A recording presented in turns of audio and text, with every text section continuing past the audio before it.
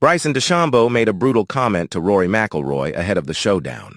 Bryson DeChambeau took aim at Rory McIlroy on Monday as he teased the Northern Irishman about his meltdown at the U.S. Open.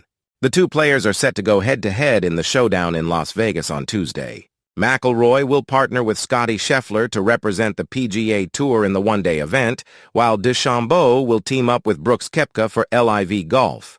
The showdown is the first of its kind and will be played under floodlights as a Ryder Cup-style 18-hole event. McIlroy appeared to be cruising to his fifth major title at the U.S. Open in June as he held a two-stroke lead going into the final four holes. But the 35-year-old got himself into all sorts of bother in the closing stages of the tournament as he missed two simple putts from inside 3 feet over the last 3 holes.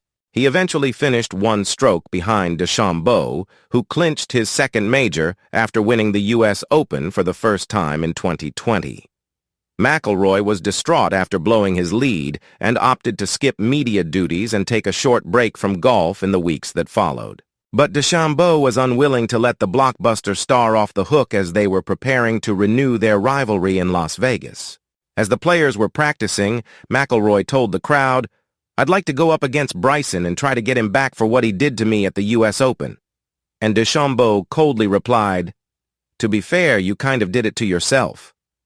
The American's blunt comment drew laughter and applause from those watching on as McIlroy gasped, "I don't really know where to go from there." McIlroy's implosion at the U.S. Open means he is still searching for his fifth major title, more than a decade after winning his fourth. And following his disappointment at Pinehurst, he explained, "Yesterday was a tough day, probably the toughest I've had in my nearly 17 years as a professional golfer.